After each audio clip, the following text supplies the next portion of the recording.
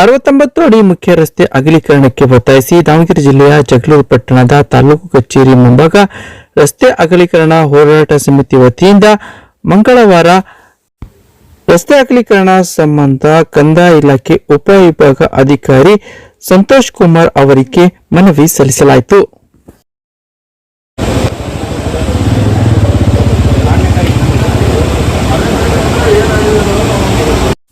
ಇದೇ ವೇಳೆ ಹೋರಾಟಗಾರ ಮಹಾಲಿಂಗಪ್ಪಾಜಿ ಮಾತನಾಡಿದವರು, ಪಟ್ಟಣದಲ್ಲಿ ಹಾದು ಹೋಗುವ ಮಲ್ಪೇಟು ಮಲ್ಕಲ್ಮೂರ್ ಮುಖ್ಯ ರಸ್ತೆ 69 ಅಡಿ ಅಗಲೀಕರಣಗೊಳಿಸುವ ಭರವಸೆ ಹುಸಿಯಾಗಿದೆ.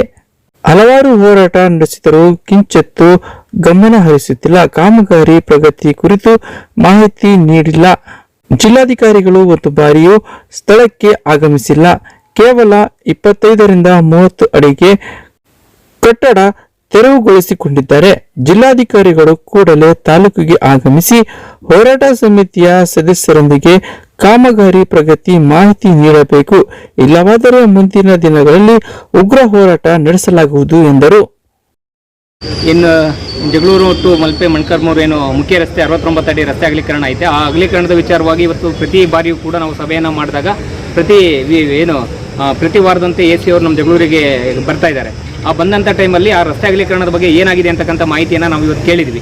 ಅವ್ರು ಏನು ಹೇಳ್ತಾ ಇದ್ದಾರೆ, ಏನು ದಾವಣಗೆರೆ ದಕ್ಷಿಣದ ಉಪಚುನಾವಣೆ ಇತ್ತು, ಆ ಉಪಚುನಾವಣೆ ಇರೋದ್ರಿಂದ ನಾನೇ ಅಲ್ಲಿ ರಿಟರ್ನಿಂಗ್ ಆಫೀಸರ್ ಆಗಿರೋದ್ರಿಂದ ಅದು ಏನಾಗಿದೆ ಅಂತಕ್ಕಂಥದ್ದು ಗೊತ್ತಿಲ್ಲ.